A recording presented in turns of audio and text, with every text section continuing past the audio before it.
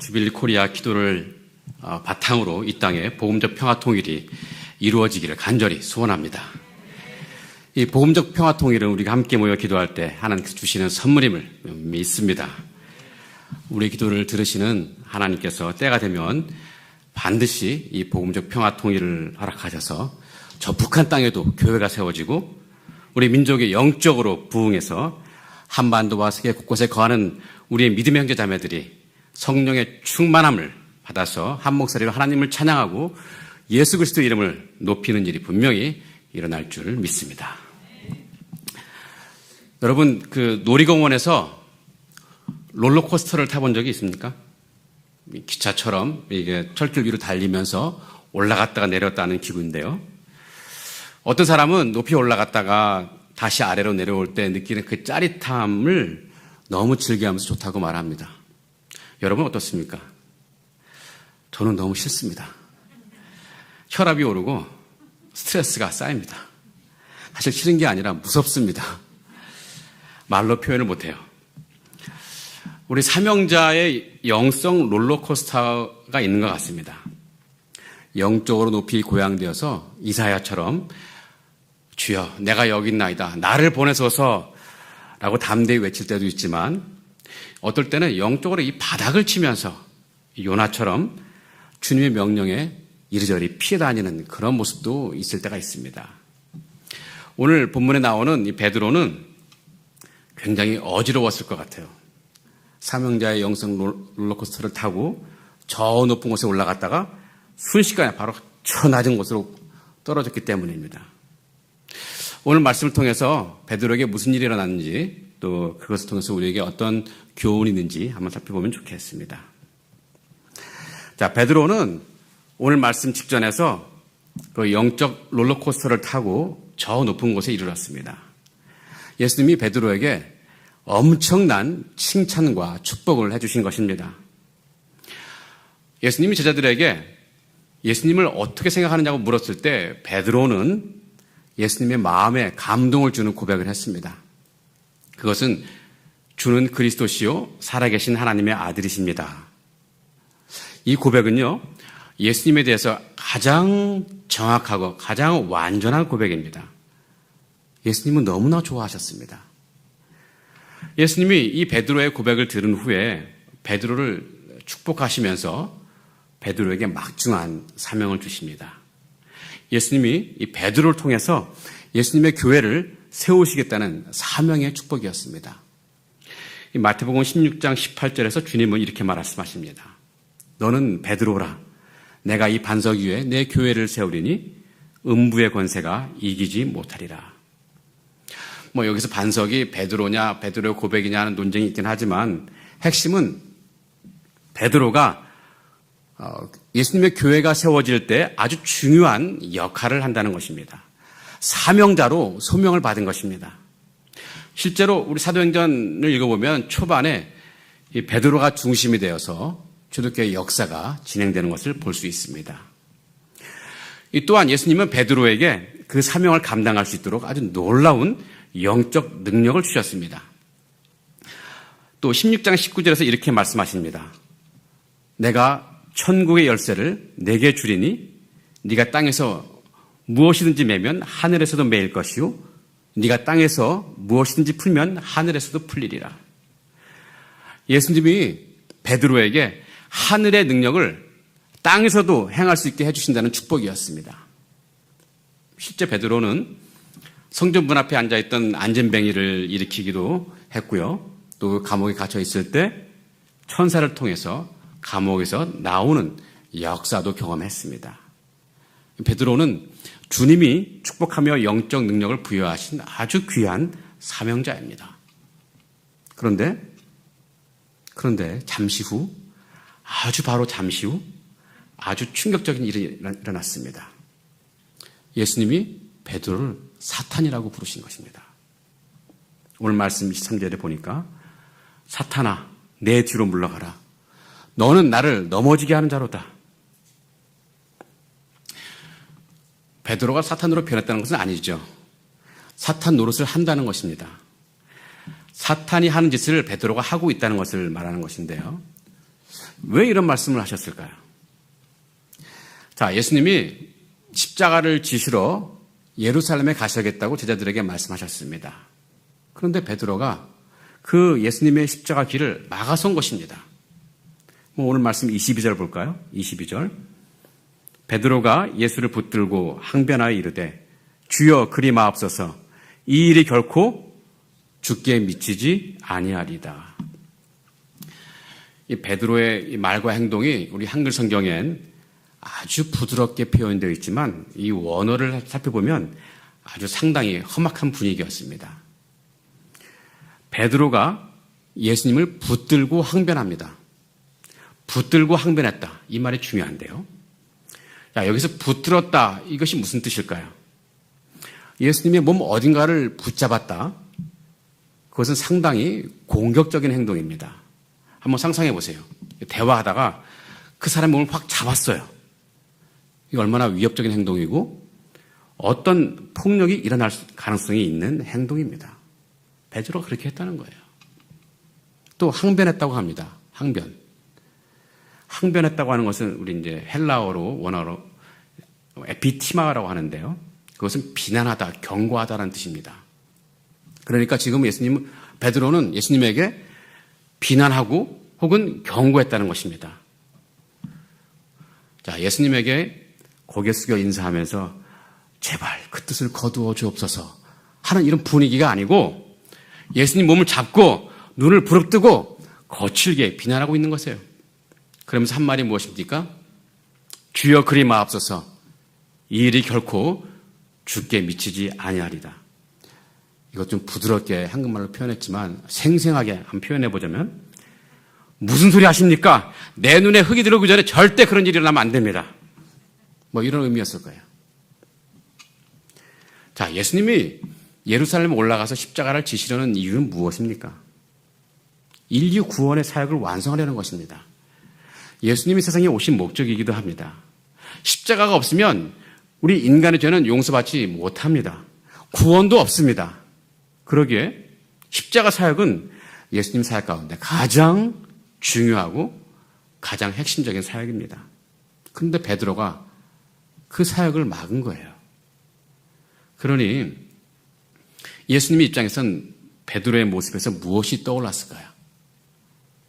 3년 전 광야에서 사탄이 예수님에게 3가지 시험한 일이 있었는데 그 일이 떠올랐을 겁니다.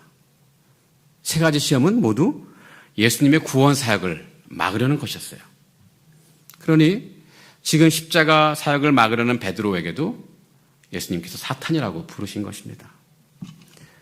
자, 조금 전까지만 해도 베드로는 교회의 반석이요 천국의 열쇠를 쥔 사명자로 영적 롤러코스터를 타고 저 높은 곳까지 올라갔는데 이제는 예수님의 구원 사역을 회방하는 사탄의 앞잡이라는 비난을 들으며 영적 롤러코스터를 타고 저 낮은 곳으로 급하게 떨어졌습니다. 얼마나 어지러웠을까요?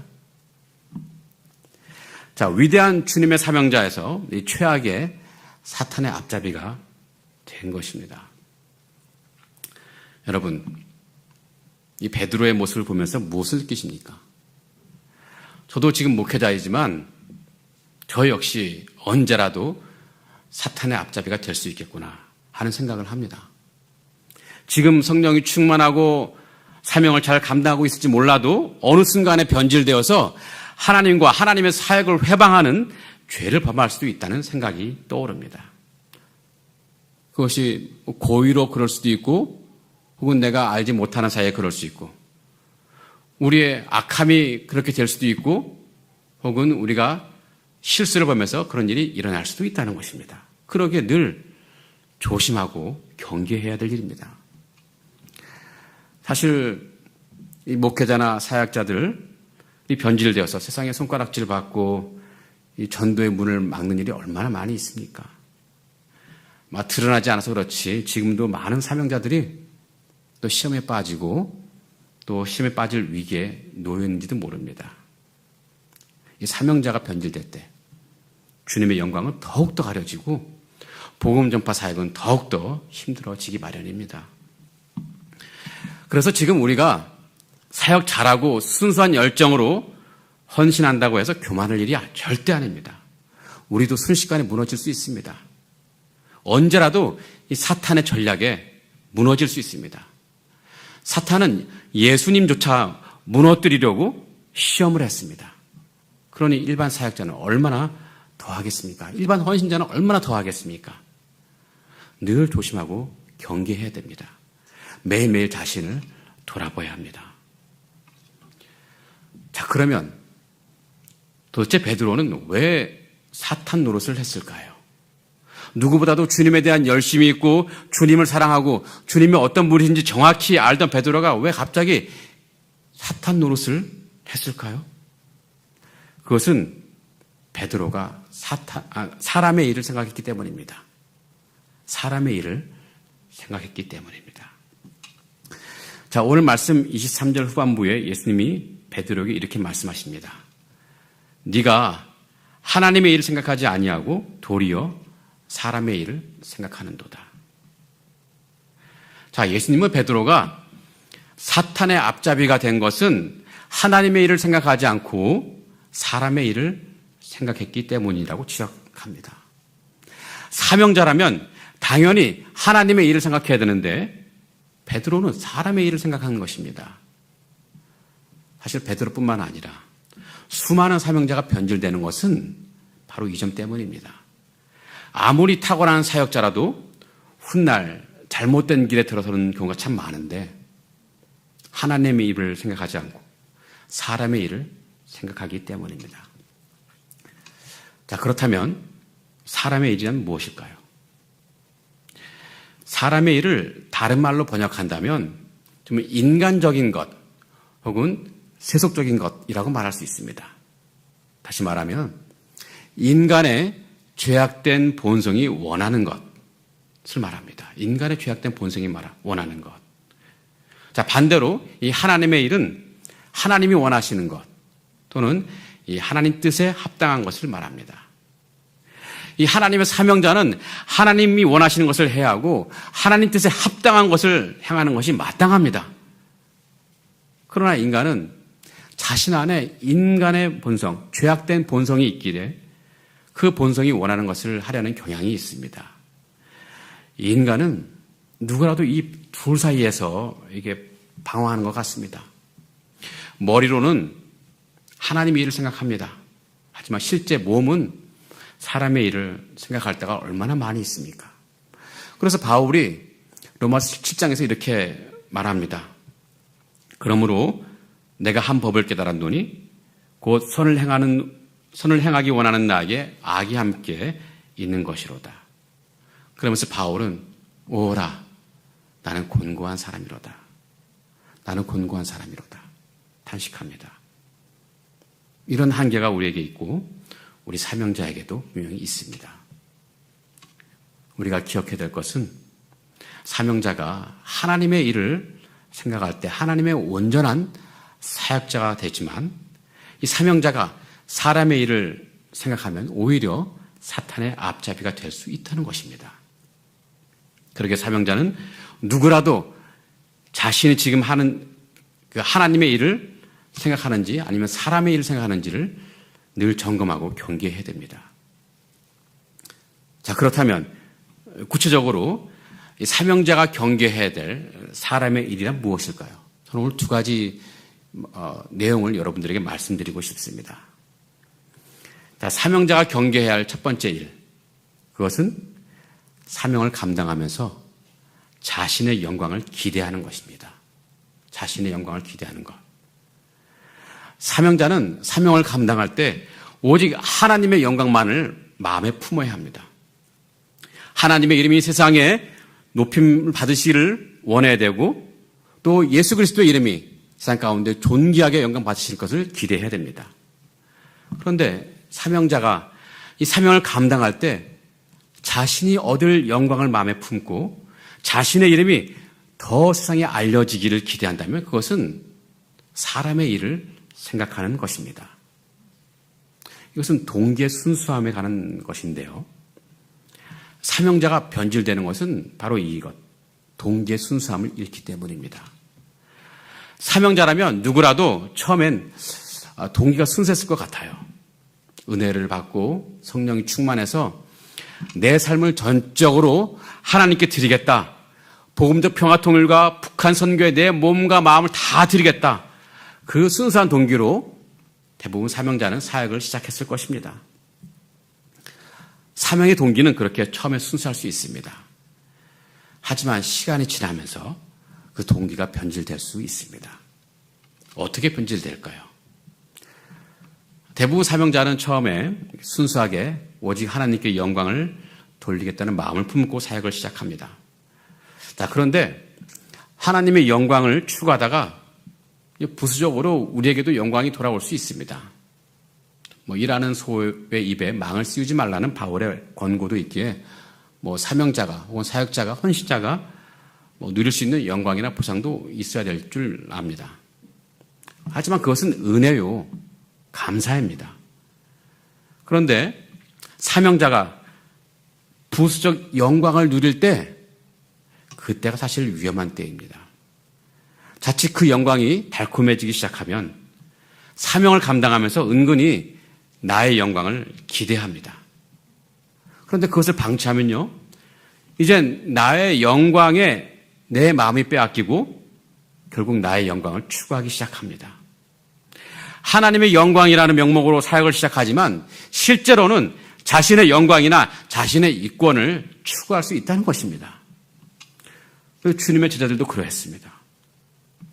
제자들 사이에서 다툼이 일어났어요. 나중에 주님 나라가 세워지면 자신이 더 높은 자리에 있어야 한다고 서로 다툼하는 거예요. 또 요한과 야고보는 주님께 은근히 청탁해요. 주님, 우리 형제들, 딴 사람은 모르겠죠. 우리 형제들 주님 왼편 오른편에 앉게 해주세요.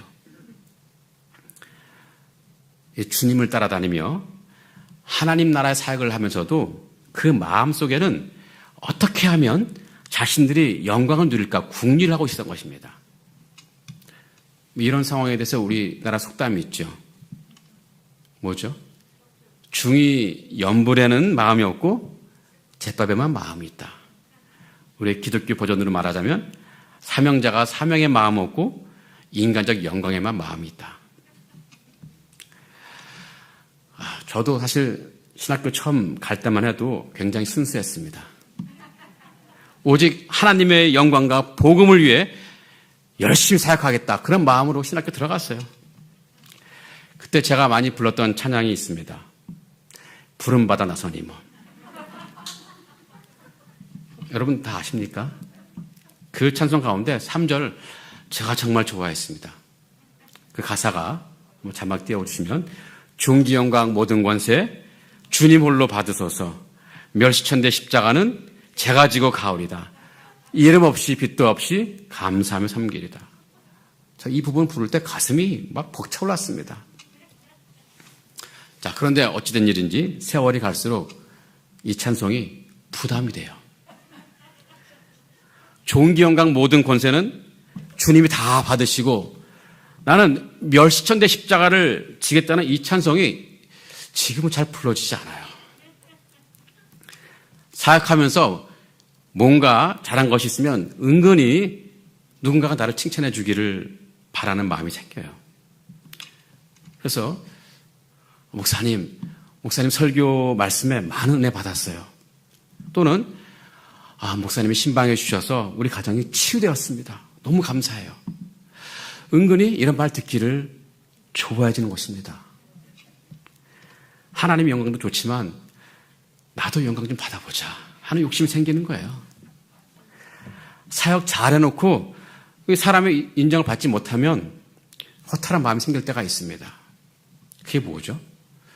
그것은 사역을 할 때 내 영광을 기대했기 때문입니다. 그래야 영광이 없으면 주님의 명령에 선뜻 내 순종의 손이 나가지 않고 또 순종의 발이 내딛지를 못합니다. 다 사람의 일을 생각하기 때문입니다. 오늘 말씀에 나오는 베드로 역시 자기의 영광을 생각했습니다. 예수님의 나라가 세워지면 자신이 누릴 영광과 권세를 기대했습니다. 그런 상황에서 멸시천대 십자가 웬 말입니까? 그러게 예수님이 십자가를 지셔야겠다는 말씀에 기겁을 했고 그 길을 막아선 것입니다. 사탄 노릇을 한 것입니다. 오늘 말씀에서 주님은 베드로와 우리에게 말씀하십니다. 주님을 따라오려면, 즉 주님의 온전한 사명자가 되려면 먼저 자기를 부인하라고 말씀하십니다. 오늘 말씀 24절인데요. 24절, 누구든지, 우리 같이 한번 읽어볼까요? 누구든지 나를 따라오려면 자기를 부인하고 자기 십자가를 지고 나를 따를 것이니라. 그렇습니다. 하나님의 일을 생각하는 사명자는 먼저 자기를 부인해야 합니다. 자, 자기를 부인한다는 것은 자신 안에 있는 인간적인 욕망, 즉 자신의 영광을 추구하려는 마음, 어떤 이권을 챙겨보려는 마음을 포기하는 것입니다. 주님께서 자기를 부인하라는 말씀은 무슨 뜻이겠습니까? 그것은 자기를 부인하지 아니려거든 사명자의 길에 서지 말라는 것입니다. 또 일단 사명자의 길에 섰다면 자기를 부인하라는 것입니다. 이것은 경고이자 또 약속입니다. 우리 자신을 부인하며 주님께서 맡겨주신 사명을 감당한다면 하나님은 우리를 통해서 아주 놀라운 역사를 이루어내시겠다는 약속이기도 합니다. 여기 계신 여러분 모두는 사명을 감당할 때 오직 하나님의 영광을 마음에 품으시는 줄 믿습니다. 앞으로도 그 순수한 동기가 변하지 않기를 기원합니다. 어떤 유혹이 온다고 해도 우리 사역은 오직 하나님의 영광만을 바라보는 사역이 되기를 기원합니다. 존귀 영광 모든 권세는 주님 홀로 받게 하시고 멸시천대 십자가는 우리가 지고 가며 이름도 없이 빛도 없이 감사하며 섬길 수 있는 우리가 되기를 간절히 기원합니다. 자, 사명자가 경계해야 할 첫 번째 사람의 일은 자신의 영광을 기대하는 것이라 했습니다. 자, 이제 사명자가 경계해야 할 두 번째 사람의 일은 사명을 감당할 때 자신의 안위를 따지는 것입니다. 자신의 안위, 자신의 안전.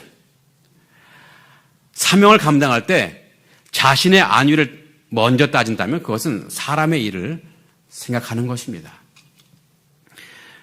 사명자라면 누구라도 처음 사명을 감당할 때 성령 충만해서 어떤 고난이라도 감수하겠다는 생각을 하고 시작합니다. 그런데 막상 고난이 오기 시작하면 주저합니다. 누구라도 주저하죠. 왜냐하면 고난은 누구라도 회피하고 싶은 것이기 때문입니다. 그래서 처음엔 내 몸과 마음 바쳐 충성하리라 다짐해도 실제 그런 사명을 감당하는 상황이 생기면 그 마음이 달라지기도 합니다. 마음속에 문득 내가 얼마나 힘들어지고 또 내가 감수해야 될 물질과 시간은 얼마나 될 것인가 그것을 계산하고 있습니다. 그러다가 너무 힘들 것 같으면 아무리 계산해도 계산이 안 되면 그 사명을 내려놓기도 합니다. 주님의 제자들이 그러했습니다. 베드로는 예수님이 십자가를 지시기 전에 아주 굳게 맹세했어요. 주님, 모든 사람이 다 버릴지라도 나는 결코 주님을 버리지 않겠습니다. 그런데 어떻게 되었습니까? 베드로는 자신의 안위를 위해서 예수님을 3번씩이나 부인했습니다. 다른 제자들 역시 다 도망갔어요. 자신의 안위가 걱정되니까 주님이고 사명이고 다 버리고 도망간 것입니다. 사실 저도 다를 바가 없다는 생각이 듭니다. 조금 전에 같이 불렀던 이 찬송, 부름받아 나선 이 몸, 찬송 2절 부분이 제 마음에 부담이 돼요. 한번 보실래요? 어떤 건지? 아고골짝 빈들에도 복음 들고 가오리다. 소돔 같은 거리에도 사랑 안고 찾아가서 종의 몸에 지는 것도 아낌없이 드리리다. 자, 신학교 들어가고 사역을 처음 시작할 때 이 가사에도 제 마음이 뜨거웠습니다. 자, 주님이 부르시면 어디라도 가겠습니다. 아고골짝 빈들에도 소돔 같은 거리에도 가겠습니다. 그런데 언제부턴가 이 가사가 좀 마음에 부담이 돼요. 언제부터일까요? 단기 선교를 여러 번 다녀와 보니까 이 가사가 부담이 돼요. 제가 다녀본 단기 선교지는 정말 아골골짝 빈들이었고 소돔 같은 거리였습니다. 삶의 환경이 너무 열악한 이 동남아시아나 안전이 위협받는 중앙아시아 지역에 단기 선교를 다녀보니까 이 찬송 부르는 게 쉽지가 않아요. 정말 이 찬송대로 하나님이 나를 그런 곳에 보내시면 어떻게 하나 그런 걱정이 드는 거예요. 그러니까 문득 그런 제 자신을 보니까 참 많이 변질됐구나 하는 생각이 들었습니다. 사실 말이 쉽지 행동으로 옮기는 것은 굉장히 어려운 일입니다. 우리 사명자도 인간인지라 늘 그렇게 한계가 있습니다. 오늘 말씀에서 주님께서 십자가를 져야겠다는 말씀에 베드로는 자기 눈앞에 뭐가 보였을까요? 아골골짝 빈들이 보였어요. 소돔 같은 거리가 보였습니다. 도무지 가고 싶지가 않습니다. 그래서 예수님의 십자가 길을 가로막은 것입니다. 오늘 말씀에서 주님은 또 베드로와 우리에게 말씀하십니다. 주님을 따라오려면, 주님의 온전한 사명자가 되려면 자기 십자가를 져야 한다고 이렇게 말씀하십니다. 24절을 한번 보면은 누구든지 나를 따라오려거든 자기를 부인하고 자기 십자가를 지고 나를 따를 것이니라. 하나님의 일을 생각하는 사명자는 자기 십자가를 지는 사명자입니다. 이 자기 십자가를 진다는 것은 사명을 감당할 때 감수할 고난이나 희생을 피하지 않는 것입니다. 자, 자기 십자가를 지라는 말씀은 무슨 뜻입니까? 고난이나 희생을 감수하지 아니려거든 사명자의 길에서 서지 말라는 것입니다. 그러나 일단 사명자의 자리에 섰거든 어떠한 고난과 희생, 자기 십자가를 지라는 것입니다. 그런데 이것 역시 주님의 약속이기도 합니다. 자신의 십자가를 지고 사명을 감당하면 하나님은 분명히 우리를 통해서 귀한 역사를 이루어내시겠다는 축복의 약속이기도 합니다. 저와 여기 계신 우리 모든 분들은 이 아골골짝 빈들에도 복음 들고 소돔 같은 거리에도 사랑 안고 찾아가서 우리 몸에 지닌 것도 다 아낌없이 드릴 수 있는 사역자 되시기를 간절히 기원합니다. 자, 하나님의 온전한 사명자로 사역하려면 사람의 일을 생각하면 안 될 것입니다. 즉 자기를 부인해야 되고 자기 십자가를 져야 합니다. 하지만 사실 이거 어려운 일입니다. 어려운 일이에요. 그렇게 신실했던 베드로 역시 사람의 일을 생각했습니다. 우리는 오죽할까요? 자, 그러면 우리는 어떻게 해야 할까요? 어떻게 하면 사명을 감당할 때 사람의 일을 생각하지 않고 하나님의 일을 생각할 수 있을까요? 우리는 이 베드로가 실수한 것에서 그 길을 찾을 수 있을 것 같습니다. 자, 베드로는 하나님의 일을 생각하지 못하고 사람의 일을 생각했습니다. 왜 그랬을까요? 자, 엄밀히 말하자면 베드로는 사람의 일을 극복하지 못한 것입니다. 누구라도 심지어 사명자라도 본능적으로 사람의 일을 생각할 수밖에 없습니다. 그러게 사명자는 하나님의 일과 또 사람의 일 가운데 선택하는 것이 아니라 사람의 일을 어떻게 극복하느냐, 이것에 문제가 있습니다. 우리 안에 꿈틀대는 사람의 일을 어떻게 극복할 것이냐, 이것이 문제입니다. 베드로가 사람의 일을 극복하지 못한 이유는 뭘까요? 좀 재미있게 말하자면 이 주님의 광고를 끝까지 못 들어서 그래요. 예배 중에 광고하는데 끝까지 안 듣는 분이 있어요. 광고 시간에 분명히 또 혹은 주보에 여러분 학습 세례식이 언제이니 언제까지 꼭 신청해 주세요. 이런 광고를 했는데 이걸 제대로 듣지 않아서 세례식 하는 당일날 아침에 전화가 오는 성도님이 있습니다. 아니, 자기 세례 받아야 한다고. 아니, 세례식 있으면 진작 알려줘야 되는 거 아니냐. 이렇게 전화하시는 분이 있어요. 자, 오래전에 출애굽할 때도 분명히 모세는 여러분 분명히 어린 양의 피를 문설주에 바르세요. 광고했습니다. 근데 그 광고를 잘 듣지 못하고 이 송아지의 피를 문설주에 바르는 분이 있더랬습니다. 그래서 출애굽 못한 분이 있어요. 여러분 성경에 없습니다. 막 뒤져보지 마세요.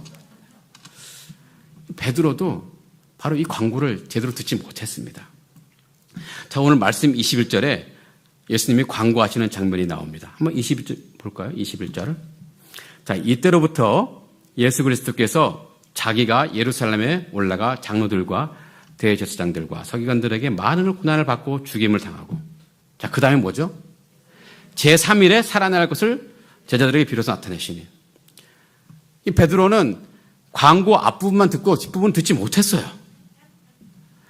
광고 앞부분은 예수님이 고난받고 죽임당하는 내용이었습니다. 근데 광고는 그것을 끝나는 게 아니에요. 계속 이어집니다. 뭐죠? 제3일에 살아나야 할 것. 예수님은 제자들에게 장차 고난과 죽음도 있지만 그 후에 부활이 있다는 것도 말씀해 주셨습니다.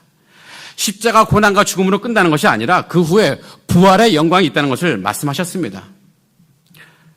베드로는 이 고난이라는 말에 또 죽음이라는 말에 너무 겁을 먹어서 그랬는지 3일 뒤에 부활이라는 놀라운 영광이 있다는 말씀을 제대로 듣지 못했어요. 이 부활은 분명히 고난과 죽음과는 도무지 비교할 수 없는 아주 놀라운 영광의 자리인데 베드로는 그것을 생각하지 못한 것입니다. 주님의 십자가 이후에 참여할 하늘의 영광을 생각하지 못한 것입니다. 자기를 부인하고 자기 십자가를 지는 길 끝에 무엇이 있는지 생각하지 못한 것입니다. 그것이 베드로가 사람의 일을 극복하지 못한 근본적인 이유입니다. 예수님을 따르는 길이 고난과 죽음도 있지만 그것이 끝이 아니라 결국에는 영광스러운 부활과 영생의 길이라는 것을 생각하지 못한 것입니다. 그것이 우리 사명자들이 사람의 일을 극복하지 못하고 또 하나님의 일을 생각하지 못하는 이유이기도 합니다. 자, 베드로는요, 나중에 사람의 일을 완전히 극복하는 사명자가 되었습니다. 베드로가 사람의 일을 극복한 사명자가 된 것은 언제일까요? 예수님의 부활을 자기 눈으로 목격했을 때부터입니다. 베드로가 예수님의 부활을 목격하고 자신도 예수님처럼 부활의 영광에 동참할 수 있다는 것을 깨달았을 때 비로소 베드로는 사람의 일을 극복할 수 있었습니다. 그제서야 광고 뒷부분이 들린 것입니다. 그때 베드로는 자기 부인의 길, 자기 십자가 길도 마다하지 않고 담대하게 복음을 전합니다. 예전에는 혹시 자기도 잡혀서 봉변을 당할까 염려되어서 예수님은 멀리서 따라다녔는데 그런 겁쟁이였는데 이제는 예수님 부활을 본 이후에는 수많은 사람 앞에서 복음을 담대히 전하고 감옥에 들어가는 것도 조금도 두려워하지 않고 결국 네로 황제 박해 때 담대히 순교를 당하는 아주 위대한 사명자가 되었습니다. 그것은 예수님처럼 자신도 그 영광스러운 부활의 길에 동참할 것을 알았기 때문입니다. 예수님이 가신 그 길은 고난과 죽음의 길이었지만 그것이 끝이 아니었습니다. 주님이 가신 그 길 끝에는 부활이란 최고의 영광스러운 자리가 있습니다. 우리도 주님 가신 그 길을 따라갈 때 부활이라는 영광스러운 자리에 동참할 것입니다. 이에 대해서 사도 바울이 이렇게 얘기합니다. 로마서 8장 18절에 있는데요. 생각하건대 현재의 고난은 장차 우리에게 나타날 영광과 비교할 수 없도다. 현재의 고난은 장차 우리에게 나타날 영광과 비교할 수 없도다. 현재의 영광이나 고난, 도무지 비교할 수 없는 놀라운 영광이 장차 우리에게 주어질 것인데 자기를 부인하고 자기 십자가를 지고 간 신실한 사명자에게 나타날 그 영광, 주님은 그 영광스러운 자리로 우리를 부르시고 계십니다. 우리가 가야 하는 그 길 끝에 누가 계십니까? 자기를 부인하고 자기 십자가를 지고 주님을 신실하게 따라온 것을 다 보신 주님께서 우리를 품에 안아주시려고 우리의 눈물과 땀을 다 닦아주시려고 우리 주님은 우리가 걷는 이 길 끝에서 우리를 기다리십니다. 수많은 제자들이 그 길 끝에서 기다리시는 주님을 보았기 때문에 죽음을 두려워하지 않았고, 지금도 수많은 선교사들이 중국에서 또 북한 땅에서 저 외지에서 죽음의 현장에서 담대히 복음을 전하고 있습니다. 그렇습니다. 자기를 부인하는 것이 힘들고 자기 십자가를 지는 것이 힘들다고 느껴질 때 여러분이 기억해야 할 것이 있습니다. 언젠가 우리가 이 사명의 길을 끝까지 걸어가면 그 길 끝에서 우리 주님의 영광 중에 우리를 맞아주실 것이라는 약속입니다. 그 주님을 생각한다면, 그 주님의 약속을 생각한다면 우리는 자기를 부인할 수 있고 자기 십자가를 지고 담대히 사명의 길을 걸어갈 수 있습니다. 어느 폭풍우 치는 날 배 한 척이 바다에서 조난을 당해 SOS를 칩니다. 구조해달라고 막 연락을 칩니다. 이 연락을 받은 구조선 선장이 막 배를 띄워요.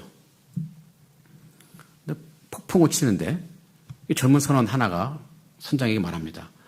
아니 선장님, 지금 바람이 저렇게 불고 파도가 저렇게 높이 부는데, 높이 올라가는데 배를 띄우는 것이 지금 무리 아닙니까? 이렇게 따졌어요. 선장이 대답합니다. 야, 아니다. 우리에게 구조하러 가라는 명령이 떨어졌다. 지금 바다에는 조난당한 배가 있다. 우리가 가야 된다. 하지만 또 선원이 항의합니다. 아니, 그럼 선장님, 우리는 돌아오지 못해요. 우리는 못 돌아옵니다. 선장이 이렇게 말합니다. 이 사람아, 우리는 돌아오라는 명령을 받은 게 아니고 가라는 명령을 받았네. 돌아오는 명령은 우리가 없네. 가라는 명령만 있을 뿐이네. 그렇게 해서 배를 출발했습니다. 사랑하는 형제자매 여러분, 우리는 사명자입니다.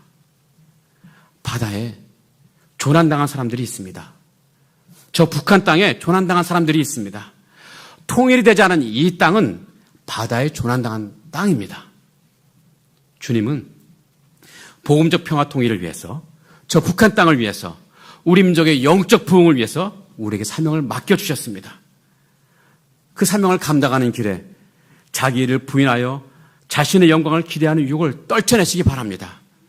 자기 십자가를 지면서 내가 마주해야 할 고난과 희생을 담대히 감수하시기 바랍니다.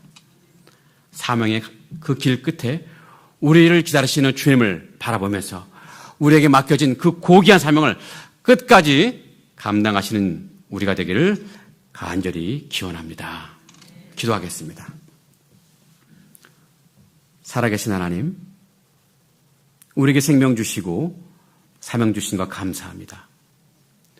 우리는 주님의 은혜로 이 땅에 복음적 평화 통일이 오기를 간절히 사모합니다. 우리가 기도할 때, 우리가 함께 기도할 때 분명히 하나님께서 복음적 평화 통일을 선물로 주실 줄 믿습니다. 우리의 기도를 들으셔서 저 북한 땅에 교회가 세워지게 하시고 민족이 영적으로 부흥하는 날이 돌아오게 하여 주옵소서. 그리하여 세계 만방에 있는 우리의 믿음의 형제 자매들이 한 목소리로 하나님을 찬양하고 주 예수를 높이는 놀라운 영광의 날을 보게 하여 주옵소서.